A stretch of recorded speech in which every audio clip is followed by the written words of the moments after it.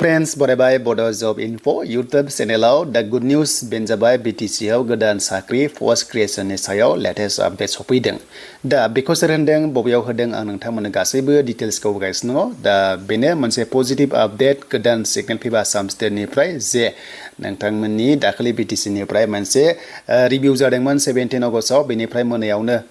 फरेस्टनि physical टेस्टनि रिजाल्टखौ होदोंमोन आरो बेयाव मोनसे गोदान बाथ्रा सफैदों लेटेस्ट आपडेट दा BTC आव गोदान साख्रि ग्रेड 3 ग्रेड 4 आरो लोगोसे पेन्डिं थानाया मा जागोन बेनि सायावबो जोङो सावरायगोन बेखायनो भिडिअखौ नाय हानायसेबां शेयार खालाम लाइक खालाम कमेन्ट्स खालाम लास्टआव नोंथांमोना कमेन्ट्स खालाम दायो नायग्रोजोब बेनिफ्राय जाय नोंथांमोना दासिमबो आंनि बे बड' जब इनफो YouTube चेनेलाव साबस्क्राइब खालामाखै खालामना ला बेबादिनो साख्रिनि आपडेट नोंथांमोना बर' रावजोंहाय आपडेट मोनबाय थानो हागोन। दा पस्ट क्रिएशन होननाय लोगो लोगो मा जायो जे गोदान पस्टनि थाखाय माने सेंसन खालामनाय एबा पस्ट गोदान दिहुननाय सोरजिनाय जेरै पस्टआव थागोन PNRD थागोन एक्साइज थागोन वाटार रिसोर्स थागोन PHED थागोन जेराव थांनाय बाराव जेब्ला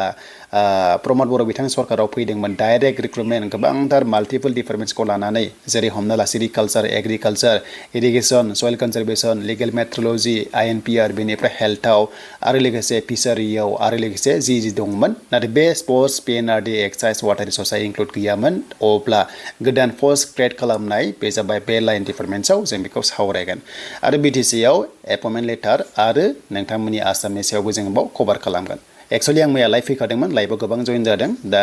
इभिनिंआव आरोबाव लाइभ फैबावगोन अब्ला साबसिन जागोन सावरायनो। दा बे जिनिसा सोर होनदों आरो बबेयाव होदों आं बेखौ नोंथांमोननो दायो फोरमायगोन दा बेखायनो जों थांगोन पर्टेलाव। दा जों फैबाय CSB पर्टेलाव दा रिजाल्टआथ' होबाय फिजिकल टेस्टना दा जोंनि बे नटिसआव नायबा रिजाल्टखौ जों नुयो ओमफ्राय विदिन 10 डेज बा 7 डेजनि गेजेराव जानो हागौ बिथांमोना रिटेन एग्जामनि डेटखौ होनो हागौ आरो दा गोदान साख्रि दा एक्चुअली गोदान साख्रि दिहुनोब्ला नैबे फरेस्टनिखौ होग्रोनांगोन बिनि उनावसो गोदान साख्रिखौ बिथांमोना खामानि मावगोन नङाबा सेम टाइमावनो डाबल बिथांमोना खामानि मावनाय नङा CSBआ आइ हप बिदि सानदों बेखौ होखांबाथाय माने ग्रेड 3 ग्रेड 4आ प्रसेसा जागोन आरो दा बेखायनो आं सानो फरेस्टनि रिजाल्टआ अक्ट'बर नभेम्बरावनो फाइनाल लिस्टखौहाय मोननो हागौ। बेखौ दोनथ'नानै दा पस्ट क्रिएशननि सायाव मोनसे आपडेट सफैदों जे 17 अगस्टआव 17 आगस्टआव मा CM जों बेनिफ्राय BTCनि BTC चिफजोंहाय बा BTCनि डिपार्टमेन्टजोंहाय मोनसे रिभिउ जादोंमोन आरो बे रिभिउआव गोबांथार बाथ्रा सावरायदों बेखौनो दा फ्रेस मिट होबाय बिथां बिश्वजित दैमारि सारा फ्रेस मिट होबाय BTCनिफ्राय मोनसे नैबे BTCनिफ्राय मोनसे पस्ट ग्रेडनि थाखाय ग्रेड 3 आरो लोगोसे ग्रेड 4नि थाखाय माने प्रप'जेल होनाय जाबाय साबमिट खालामनाय जाबाय आरो बेखौहाय CMआ माने एक्सेप्ट खालामनाय बाथ्राखौ बुंबाय माने CMआ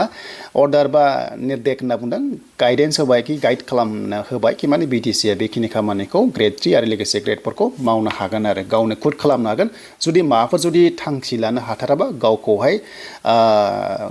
माने गावखौहाय गावनो खोन्थाजानो खावलायदों आरो गाव लागोन डिसिजनखौ नाथाय BTCआ ग्रेड 3 आरो लोगोसे ग्रेड 4 खौ गाव हारसिंनो साख्रिखौ होनो हायो माने BTCआ गावनो माने पलिसि खालामनो हायो मानोना जोंनियाव 39टा डिपार्टमेन्टआ ट्रान्सफार डिपार्टमेन्ट दंखायो बेखायनो टेनसन गैया आरो जोङो 2027आव आसामाव जों एपइन्टमेन्ट मोनगोन नाथाय BTCना बिनि सिगांनो मोननो हागौ बा मोननो हानाय चान्सआ दङ खारन BTCआ मोनसे काउन्सिल हिसाबै गावनो माखासे खामानिखौ मावनो हानाय गोहोआ दङ बेखौ जों मिन्थिगौ। दा बेखायनो बिथां बिश्वजित दैमारिया मिडियायाव होनबाय कि माने BTCआ पस्ट क्रिएट खालामनो थाखाय माने पस्ट क्रिएशन गोदान माने पस्टनि थाखाय प्रप'जेल गथायबाय आरो बियो साबमिट जाबाय आरो दा बावैनो बिनि साख्रिया ओंखारसिगोन। दा बेखौ नायोब्ला मा ओंखारगोन दा बेखौ नायोब्ला जि डिपार्टमेन्टआ थांनाय बार सरकाराव गैयामोन जेरैहाय स्पर्ट्सआव गैयामोन बेनिफ्राय PNRDआव गैयामोन देन बेनिफ्राय हमना ला एक्साइजआव गैयामोन स' एक्साइजआव गैयामोन एन्ड बेनिफ्राय मा दंबावोमोन PHED बेवहायबो माने गैयामोन आरो लोगोसे खायसेयाव गैयामोन जानांगौ स' वाटार रिसोर्सआवबो गैयामोन दा बेफोराव माने SIआव एप्रुभ खालामना लाबोनांगोन SIआव एप्रुभ जानाय लोगो लोगोनो अफिसियेल नटिसखौ होनो हायो। दा खोथाया जाहैबाय बे ग्रेड 3 आरो लोगोसे ग्रेड 4 पस्टआ अभियासलि बे डिपार्टमेन्टआव दंखायो दा बेखौ होयोब्ला पेन्डिं थानाया मा जागोन बेखौ गोबां सोंनो हागौ कमेन्ट सेक्सनाव दा सिगांनि 1000नि खाथियाव पस्टआ पेन्डिंआ बियो हल्ड जाना दङ स' बेखौबो सावरायदों जानांगौ बिथांमोना इन्टारनेटलि बेखौ खोन्थायाखै नाथाय रिभिउआ जाखागोन मानोना CMआनो गासैबो जिनिसखौ नायो जितु थ' थांनाय बारजोंबो बिथाङा मोजां सोमोन्दो दंमोन नालाय बेखायनो थांनाय बारजोंबो सावरायगोन बेखौहाय माने सावरायगोन जिखुनु जाया बे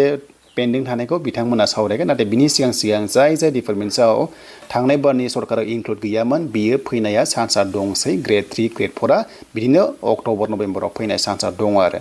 हार्डलि डिसेम्बर नाथाय साख्रिया हले बे बोसोराव जानाय नङा BTCनि ग्रेड 3 ग्रेड 4आ नेक्स्ट इयाराव 2027 आवसो जाहैनाय चान्सआ दङ नाथाय फरेस्टना जानाय चान्सआ दङ दा बे आपडेटखौ सोर होदों बबेयाव होदों होनोबा फेसबुक पेजआव नोंथांमोना नाय जे बिथां बिश्वजित दैमारि सारा माने बाथ्रा बेखेवदों आरो बे नंगौबो थ' नोंथांमोना चेक खालामबानो जाबाय आरो BTC फरेस्टनि एग्जामा मथा मथि लास्ट सप्ता आगष्ट नङाबा सेकेन्ड सप्ता सेप्टेम्बराव जानानै अक्ट'बरहालागै बा नभेम्बरहालागै साख्रिखौ मोनहैनो हागौ स' बेखायनो मोजां फरायखादो जायफ्रानोखि खस्थ' खालामदों आइ हप नोंथांमोना बयबो साक्सेस जागोन दा बेनो आरो दिनैनि लेटेस्ट पजिटिभ आपडेटआ बेनो बे भिडिअ खालामनाय गुबै जाहोना बेनो मोनसे पजिटिभ आपडेट ग्रिन सिगनेल कि माने ग्रेड 3 ग्रेड 4 पस्ट फैगोन BTC आव गोदान हिसाबै गुबुन गुबुन डिपार्टमेन्ट्सआव फैगोन दा कम्बाइन जागोन ना डिपार्टमेन्टेल वाइसआव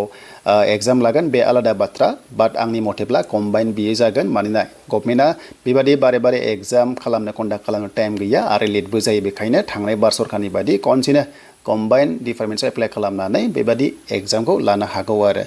दा बे समजों लोगोसे गासिबो थिग जागोन मात्र दा नोंथांमोननि गोदान स्टुडेन्ट्सनि खामानिया बेनो मोजाङै फरायखादो दानिफ्रायनो फरायदो मानोना गभर्नमेन्टआ एनाउन्स खालामखाबाय जेब्ला आरो हाग्रामा महिलारि बिथाङा बुंखादों कि माने ग्रेड 3 आरो लोगोसे ग्रेड 3 आरो लोगोसे ग्रेड 4 बेकेन्टआ माने पस्टआ गोबां दं होननानै थ' बेखायनो नोंथांमोना मोजां फरायखादो अके दा बेनो मोनसे एडभान्स आपडेट आइ हप नोंथांमोना क्लियार जाबाय